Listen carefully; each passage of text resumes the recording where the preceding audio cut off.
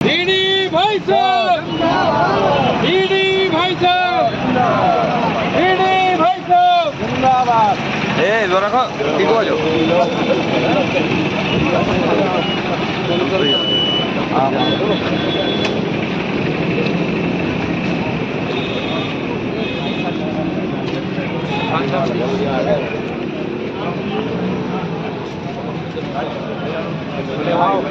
अच्छा आइए।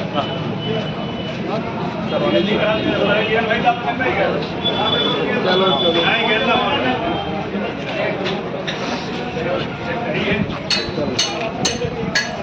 भारतीय जनता पार्टी जिंदाबाद जिंदाबाद, भारतीय जनता पार्टी जिंदाबाद जिंदाबाद। अब की बार, 400 पार, अब की बार, 400 पार, अब की बार 400 पार।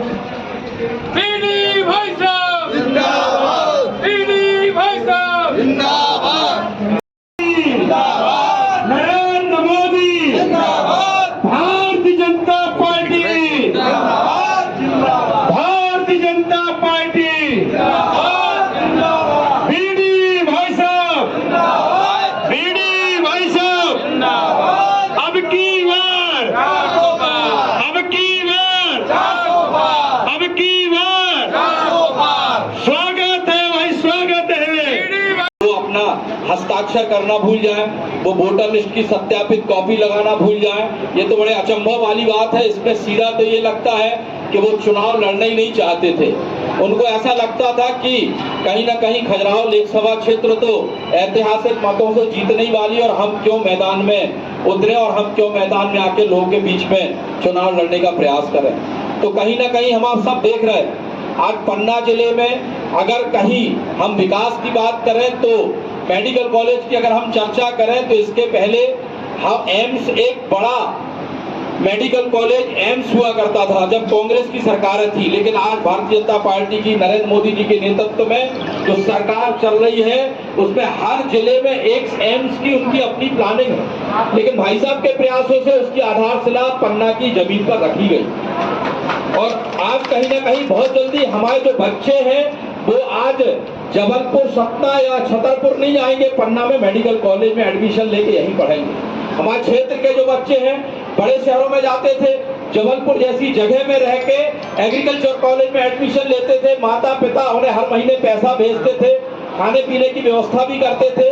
लेकिन अगर आज एग्रीकल्चर कॉलेज की बात भी करें तो आज भाई साहब के प्रयासों से पन्ना में एग्रीकल्चर कॉलेज भी प्रारंभ हो गया। डेवलपमेंट की अगर हम बात करें तो हम गिनाने की स्थिति में अगर आएंगे तो हमारे सामने शायद हम 2-4 घंटे रेगुलर आपके सामने बोलते रहेंगे।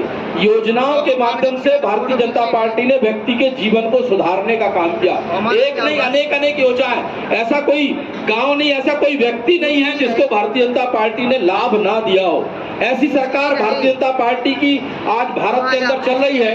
और ऐसी सरकार जो भारतीय जनता पार्टी की चल रही है उसमें तो भारतीय जनता पार्टी के तो कार्यकर्ता काम ही कर रहे हैं, लेकिन जिनको योजनाओं के माध्यम से हमने लाभ दिया है वो भी अब भारतीय जनता पार्टी के कार्यकर्ता हैं। आप कांग्रेस की स्थिति देख रहे होंगे कि जब सुबह होती है तो हर मंडल में और हर जिले मुख्यालय में और प्रदेश में 2-4-10 कांग्रेस के कार्यकर्ता सम्मिलित होने के लिए आते हैं। नरेंद्र मोदी जी के नेतृत्व में भाई साहब ने जो विकास की पंक्ति में जिले को हमारी लाया है, और आज जो जिले में हम विकास के पे काम कर रहे हैं हर कांग्रेस के साथी। कल भाई साहब ने रामनरेश शास्त्री जी जो वरिष्ठ नेता कांग्रेस के हैं, स्वतंत्रता संग्राम सेनानी हैं, उनने भाई साहब को बताया कि पहला मत उनने भारतीय जनता पार्टी में और भाई साहब को दिया। ये कहीं ना कहीं नरेंद्र मोदी जी से लोग और भाई साहब से प्रभावित होकर मध्य प्रदेश में ऐतिहासिक लोग भारतीय जनता पार्टी में सम्मिलित हो रहे हैं। आज भाई साहब हमारे बीच में उपस्थित हुए, उनका हमें मार्गदर्शन भी प्राप्त होगा। और आज कहीं ना कहीं चुनावी वातावरण भी चल रहा है, तो चुनावी वातावरण चल रहा है, सब प्रकार की बातें हो रही, लेकिन भारतीय जनता पार्टी में नीचे वातावरण है। और हमें यह प्रयास करना है कि एक भी बूथ कोई ऐसा ना हो। मेरे को कार्यकर्ता भी दिख रहा है, सारे लोग कार्यकर्ता किसी न किसी बूथ से आते हैं। मैं 3-4 बिंदु आप लोगों को कहना चाहता हूँ। खास करके इस दौरान अभी जो चुनाव का माहौल चल रहा है और कल वोटिंग हुई, कल वोटिंग का परसेंटेज कितने लोगों ने देखा है? 4-5 लोग देखे हैं। बढ़ा है या घटा है? क्या हुआ है? तो अब अपन को खजुराहो में क्या करना पड़ेगा? बढ़ाना बढ़ाना पड़ेगा। तो कैसे बढ़ेगा? हाँ? बटन दबा के नहीं, बटन दबा के नहीं बढ़ेगा।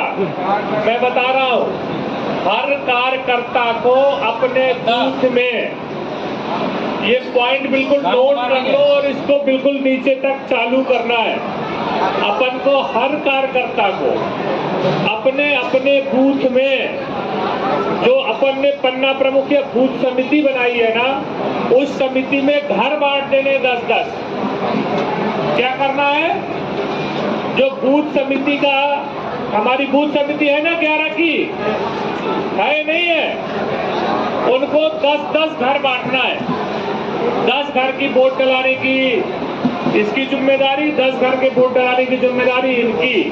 अगर हमने ये नहीं किया तो जैसा अन्य लोकसभा में वोटिंग परसेंटेज गिरा है वैसा अपना भी जाने वाला है। इसलिए मेरा हाथ जोड़ के सबसे निवेदन है कि आप सुबह, आज 2 दिन के अंदर, जिस दिन से कल से हमारा महासंपर्क अभियान चालू हो जाएगा पर्ची वितरण के साथ में, उसके साथ बूथ की बैठक करके, अब बूथ की बैठक में एक व्यक्ति के जुम्मे 10 घर वोट डलाने के लिए लगा दो। अगर आपने 10-10 घर वोट डालने की जिम्मेदारी की तो वोटिंग परसेंटेज बढ़ेगा, अन्यथा वोटिंग परसेंटेज 101% नीचे जाएगा। उसके कारण है कि जो कांग्रेस के वोटर है वो वोट डालने जा नहीं रहे। अन्य लोगों को ये लग रहा है कि भारतीय जनता पार्टी खजुराहो में कोई चुनाव लड़ने वाला नहीं है, तो वोट तो डालने से क्या मतलब है। लेकिन एक्चुअल में भाई साहब सहित 14 कैंडिडेट है और 14 कैंडिडेटों को वोट पड़ेंगे और हमारा लक्ष्य कुछ और है। हम संकल्प ले, सबसे ज्यादा आगे बढ़ करके जनता प्रधानमंत्री जी को पुनः प्रधानमंत्री बनाना चाहती है। मीडिया के लोग आते हैं, लोगों से पूछते हैं, कई बात करते हैं, तो व्यक्ति का जवाब होता है कि उन्होंने कहा साहब आपका सांसद के बारे में क्या कहना है। तो उनको जो भी आता है वो कहते हैं कि भाई हमारा सांसद अच्छा है, हमारा सांसद सक्रिय है, हमारा सांसद कभी कोई नेगेटिव होगा तो कुछ और भी कह सकता है।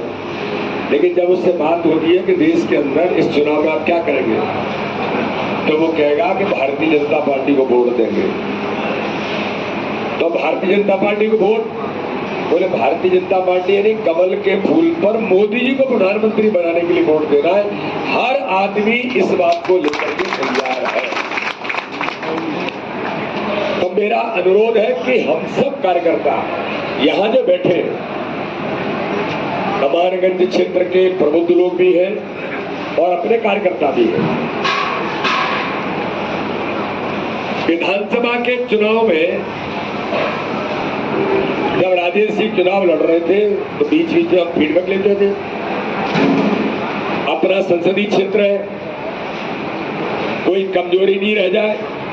मीडिया के लोग पता नहीं क्या क्या बोलते थे, लेकिन मैं लगातार अपने क्षेत्र में लोगों के संपर्क में था कि स्थिति हमारी कैसी है। तो आप सब कार्यकर्ता जानते हैं कि अपने मध्य प्रदेश के विधानसभा के चुनाव में यहाँ कितने 78 बूथ है, 77 बूथ है। विधानसभा में हम 47 बूथ जीते हैं।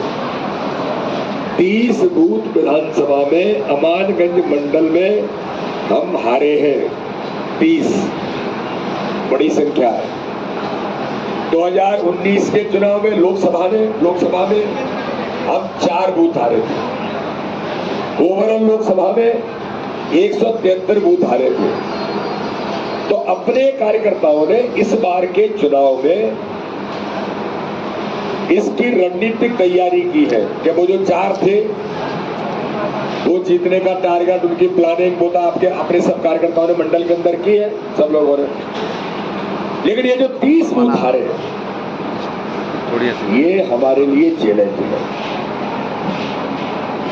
अब मैं आपको बताता हूं, कल हम 2 दिन पहले मैं कटनी के दौरे पर था। कटनी में 12 बूथ ऐसे हैं जो भारतीय जनता पार्टी हमेशा हारती है। मैंने पूछा ये 12 बूथ कौन है, एनालिसिस करो इनका। अब 12 बूथ हकीकत में मुस्लिम अल्पसंख्यक डोमिनेशन के बूथ हैं। कार्यकर्ता बोले भाई साहब ये तो पर पैसे ही हारते हैं। तो मैंने कहा जब आपको पता है हम हमेशा हारते हैं तो इन बूथों का टारगेट हम क्यों नहीं ले सकते? क्या आज के समय में हम उन बूथों को नहीं जीत सकते? फिर मैंने कार्यकर्ताओं से बात की, आप प्लान करके बताओ। मैं आज आपको बता रहा हूं, अल्पसंख्यक समुदाय की बहनें जो भारतीय जनता पार्टी की कार्यकर्ता है, कई नौजवान साथी, उन्होंने बैठक तय करके मुझे मिले। उन्होंने कहा कि बीडी भाई साहब इस बार हम आपको ये 12 के 12 बूथ जिताने का संकल्प हमारा है, इन बूथों को जिताएंगे। तो मैंने कहा यार देखो ये बातें तो बहुत होती हैं और चर्चाएं भी बहुत हो जाती है, लेकिन वोट मैंने किस आधार पर कह रहे हैं? मैंने कहा आधार क्या है? आपके कहने पर कैसे वोट देंगे वो? उन्होंने कहा साहब हमारे कहने पर नहीं देंगे। हमारे क्षेत्रों में हम जब संपर्क करने जा रहे हैं तो मुस्लिम बहनें मोदी जी के प्रति, जो मुस्लिम बहनों के जीवन में नरक जीवन को अगर स्वर्ग बनाने का काम किया है, ट्रिपल तलाक समाप्त करके, तो भारत